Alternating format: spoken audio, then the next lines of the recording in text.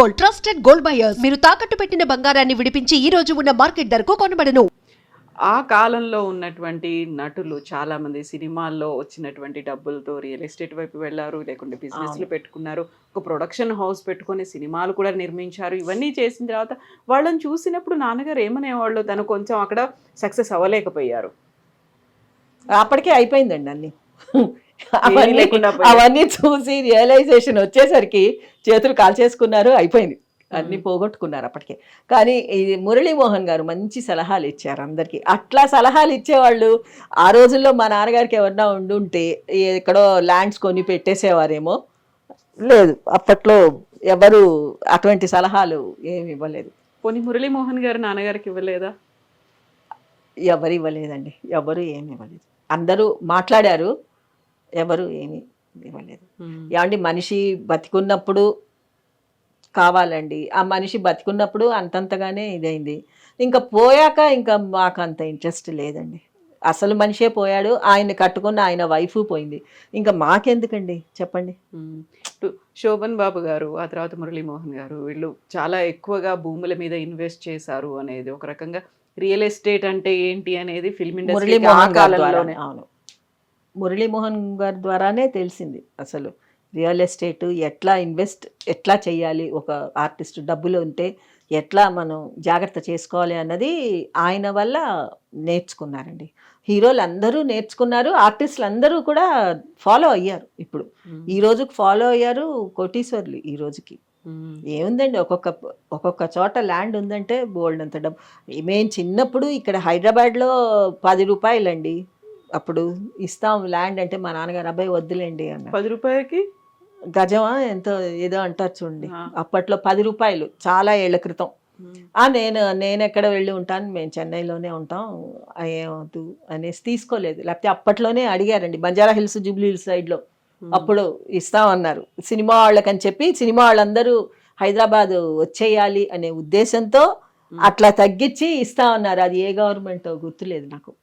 ఆ మినిస్టర్ అప్పుడు ఇచ్చాడు వాగ్దానం, ఇచ్చి అమ్మితే తీసుకోలేదు. అప్పుడు ఏం వెళ్తాంలేండి అంటే మా నాన్నగారికి చెన్నైలోనే ఉంటాము అని ఒక ఇది.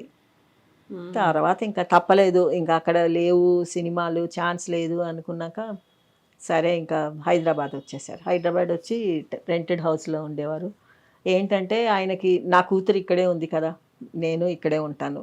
మా నాన్నగారికి చాలా ప్రేమ అండి. నేను ఆయనకి క్యాన్సర్ వచ్చినప్పుడు కూడా చాలానే చేసేదాన్ని, నేను కూడా నేనే ఉండి చూసుకునేదాన్ని ఎక్కువ. మిగతా వాళ్ళందరూ ఉండేవారు, మా మదరు ఉండేది పెద్దది, పాపం ఎందుకులే అమ్మా అని చెప్పి మా ఫాదర్కి మొత్తం క్లీనింగ్ దగ్గర నుంచి అంతా బాత్ స్పంజ్ ఇవ్వటం అన్నీ నేనే చేసుకునేది, ఒక నర్సు లాగా చేసేదాన్ని ఆయనకి. మరి అప్పుడు డబ్బులు అవసరం ఉంటుంది కదా చాలా వరకు ఏమండి, హాస్పిటల్. అదే చెప్తాను చూడండి, ఆయనకి నిజమైన ఆస్తి ఏంటంటే అభిమానులండి. ఏమండి, అభిమానులు చూడటానికి వచ్చేవారండి. ఎక్కడ మన సికింద్రాబాద్లో యశోదాలో చేర్పించాం. ఏమండి, అభిమానులు వచ్చి చూసి కవర్లు ఇచ్చేవారండి. మా మదర్ చేతిలో కవర్లు పెట్టేవారు, 10,000 10,000 10,000 ప్రతి ఒక్కళ్ళండి. ఇచ్చి ఒట్టి చేతితోటైతే ఎవ్వరూ రాలేదు, చేతిలో డబ్బులు పెట్టేవాళ్ళు, వెళ్ళేవాళ్ళు. మేము కడతాం అది ఇది అన్నారు కానీ గవర్నమెంట్ ఎవరు ఏం కట్టలేదండి, మేమే కట్టుకున్నాం, మేమే కట్టాం బిల్లు మొత్తం 7 లక్షలు 8 లక్షలు ఎంతో అయింది ఆయనకు పాపం, అంతా మేమే. అది కూడా మేమంటే మా డబ్బు కాదండి, అభిమానులు ఇచ్చిన డబ్బే. వాళ్ళు చూడటానికి వచ్చి ఇచ్చారండి. తర్వాత ఇంటికి కార్తీక్ రెసిడెన్సీలో ఉండేవారు నల్లకుంట, అప్పుడు రామానాయుడు గారు వచ్చారు చూడటానికి, విజయశాంతి గారు వచ్చారు. విజయశాంతి గారు వచ్చినప్పుడు తను 50,000 ఇచ్చింది, చెక్ ఇచ్చింది 50,000కి. తర్వాత రామానాయుడు గారు 20,000 ఇచ్చాడు, ఆయన 20,000కి చెక్ ఇచ్చాడు. వీళ్ళందరికీ కూడా యాక్ట్ చేసి లైఫ్ ఇచ్చారండి మా ఫాదరు. పిక్చర్స్ వాళ్ళకి ఇంకా లేదు, లాస్ వచ్చింది ఎట్లా అనుకునే టైంలో ఈయనను పెట్టి ఫోక్లోర్ పిక్చర్ తీస్తే అది మంచిగా హిట్ అయ్యి వాళ్ళకి, అంటే పెద్ద సూపర్ హిట్లు అని చెప్పను, ఓకే, వాళ్ళని నిలబడే స్థితికి ఇచ్చారనమాట. ఫోక్లోర్ అంటే కొంచెం ఇష్టపడేవారు కదా, ఫ్యాంటసీ మూవీస్. జానపదాలు ఎక్కువగా ఉండేవి. ఫ్యాంటసీ కాదండి, పబ్లిక్ కూడా ఏంటంటే Connect మంత్రాలు అవి ఎంజాయ్ చేసేవారు. మేము ఊళ్ళకి వెళ్ళినప్పుడు చూసేవాళ్ళం అండి, థియేటర్కి వెళ్ళి చూసేవాళ్ళం. ఏమనుకుంటారు పబ్లిక్ అని చెప్పి, వాళ్ళు ఇంకా తిట్లే వాళ్ళు. అది వాళ్ళ ఇష్టం, వాళ్ళు పబ్లిక్ Connect అయిపోయారు ప్రాపర్టీ. కదా. సినిమా వాళ్ళు ఎప్పుడు పబ్లిక్ ప్రాపర్టీ అండి. మా నాన్నగారు ఏంట్లా నా ఇలా తిడుతున్నారు ఏంటి నాన్న, తెలుగులో ఇంత నీచంగా తిడుతున్నారు, ఇంత ఘోరంగా అంటే, అమ్మా మేము పబ్లిక్ ప్రాపర్టీ, వాళ్ళు ఏమన్నా ఏమి అనుకోలేము, అది వాళ్ళు ప్రేమతో తిడతారు అంతకంటే.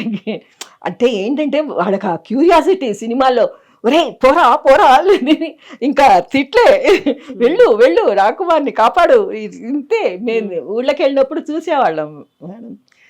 తర్వాత మెడ్రాస్ అగ్గిదొర అని ఒక సినిమా వచ్చిందండి, నాన్నగారు భారతి యాక్ట్ చేశారు, అందులో సత్యనారాయణ గారి విలన్.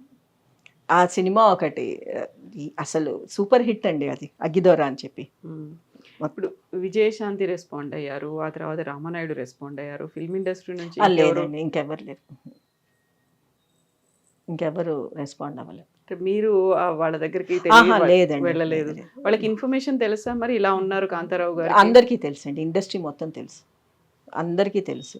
మేము మా నాన్నగారు ఎప్పుడు ఎవరిని ఇట్లా పెట్టమని ఎప్పుడు నేర్పించలేదండి. చెయ్యి మీ దగ్గర ఉంటే రూపాయి ఇవ్వండి, ఎవరిని అడుక్కోవద్దు, మీ అంతటా మీరు కష్టపడి సంపాదించండి, కూలి చేసుకొని బతకండి, కావాలంటే 4 రూపాయలు మన సొంత సంపాదనలో ఉండి మన కష్టంతో తినే ఒక్క మెతుకైనా సరే మనకు అరుగుతుంది, అడుక్కోవద్దనేవారండి.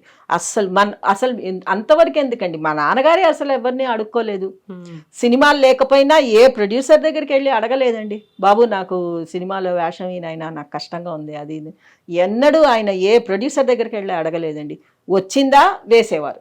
ఆయన ఒక్కటే కోరిక ఏంటంటే, నేను చచ్చేంత వరకు నేను యాక్ట్ చేయాలి, నాకు అదొక్కటే నా కోరిక, నా లాస్ట్ బ్రెత్ దాకా నేను సినిమాల్లో ఉండాలి, ఇండస్ట్రీలో నేను ఉండాలి, నేను వెళ్ళిపోకూడదు. నేను గనక ముల్లా సర్దుకొని వెళ్ళిపోయానంటే ఇండస్ట్రీ నన్ను మర్చిపోతుంది, నేను గుర్తుండిపోవాలంటే నేను ఇక్కడే ఉండాలి, ఇట్లాగే సంపాదించాలి అని చెప్పి లాస్ట్ దాకా ఆయన సంపాదించారండి. ఇంకా అసలు ఆగలేదు. లాస్ట్ సినిమా శంకర్ దాదా జిందాబాద్ తీశారు, అదే ఆయన యాక్ట్ చేసిన లాస్ట్ మూవీ. ఇంకా దాని తర్వాత ఇంకా లేదు, ఇంకా దాంతో అయిపోయింది అనమాట. ఇంకా నాన్నగారికి వ్యసనాలు ఏమైనా ఉండేవా? లేదండి, ఆయన ఎప్పుడన్నా మేమే ఆడుకునేవాళ్ళం అండి, ఇంట్లో మేమే కార్డ్స్ ఆడుకునేవాళ్ళం.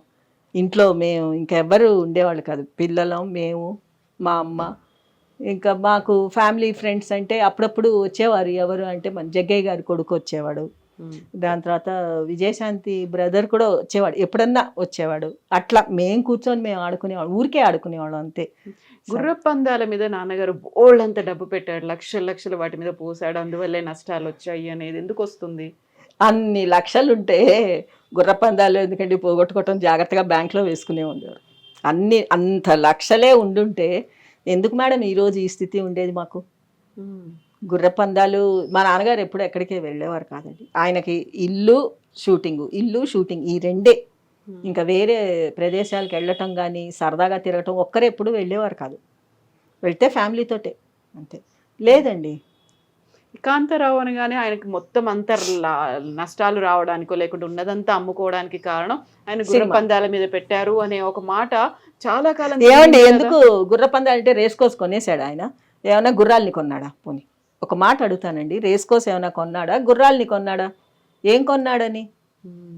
ఆయన ఏమండి ఉన్నంతలో ఆయన హ్యాపీగా ఉన్నాడు, ఆయన సంపాదన అండి, ఆయన కష్టపడి సంపాదించుకున్నాడు. ఆయన దేనికి పెట్టుకుంటే మేమెందుకు అడగాలి చెప్పండి? ఏమండి దానివల్ల ఆయన వ్యసనాలు, అంత వ్యసనం అయితే లేదండి మా ఫాదర్, అంత వ్యసనాలు ఏం లేదు. ఆయన రేస్ కోర్స్కి వెళ్ళటం, అక్కడ పోయి గుర్రాలు వెంట పరిగెత్తటం ఆ పిచ్చి లేదండి. సినిమాల్లో ఎక్కుతూనే ఉన్నాడు కదా గుర్రాలు, ఆ మోజు చాలా ఆయనకి, ఆ గుర్రాలు ఎక్కి తొక్కే మోజే అదే ఆయనకి ఎక్కువ, అంతేగాని రేస్ కోర్సులు ఇవన్నీ లేదండి. ఏంటి సినిమాలు తీసినప్పుడు నష్టపోయినప్పుడు అందులో ఉన్నటువంటి నటీనటులో లేకపోతే ఇంకెవరైనా కూడా రెస్పాండ్ అవ్వలేదా? లేదండి, సినిమాలు తీయటమే ఆయన చేసిన పెద్ద తప్పు, సినిమాలు తీయటం అండి. ప్రేమ జీవులు సినిమా కృష్ణ గారితో చేశారు. పోయింది. కృష్ణ గారు ఏమో ఆయన ఇలాంటిది ఏదైనా వస్తే ఆయనకి ఇచ్చినటువంటి రెమ్యునరేషన్ దగ్గర నుంచి రిటర్న్ చేస్తారు చేశాడండి. అనేది ఆయన ఆదుకుంటారు. చేసే హెల్ప్ ఆయన చేశాడు. ఆయన ఏం హెల్ప్ చేశాడో నాకు తెలీదు, కానీ ఆయన వైపు నుంచి అయితే హెల్ప్ అయితే దొరికింది మా ఫాదర్కి. అయినా కానీ ఎందుకు అంటే నా 400 ఎకరాలని పోగొట్టుకున్నాను, నేను సంపాదించుకుంది పోగొట్టుకున్నాను, అయినా ఇంకా సినిమాలు తీయాలి అనేటువంటి ఆ తపన తాపత్రయం ఎందుకు ఉండేది? అంతే. ఏంటంటే నాకు ఇదొక్కటే వచ్చమ్మా, నాకు ఇంకేం రాదు, నాకు ఇంకా వేరే బిజినెస్లు లేవు. నన్ను అయినా ఒకవేళ బిజినెస్ చేసినా కూడా నాకు ఎవరున్నారు చూసుకునేందుకు? పిల్లలా చిన్నవాళ్ళు ఎవరున్నారు చూసుకునేందుకు? ఇప్పుడు ఈ లాస్ అనేది ఎట్లాగన్నా వస్తుందండి. అందులో కాకపోతే ఇప్పుడు ఇందులో కాకపోతే బిజినెస్లో రావచ్చు లాసు. ఏమండి, సినిమా కూడా ఒక బిజినెస్సే కదా. వ్యాపారం అన్న తర్వాత ఎప్పుడు లాభాలే రావాలని కోరుకోలేం కదండి. రెండు ఒడిదుడుకులు రెండు ఉంటాయి. అటు లాభాలు ఉంటాయి, నష్టాలు ఉంటాయి. నష్టం వచ్చినప్పుడు తట్టుకోగలగాలండి మనిషి. తట్టుకున్నవాడు, నిలదొక్కున్నవాడే పైకి వస్తాడు. ఇప్పుడు నాన్నగారికి ఫ్రెండ్స్ కూడా ఎవరు లేరా? వాళ్ళైనా చెప్పకపోయేవాళ్ళు? లేదండి, ఫ్రెండ్స్ అని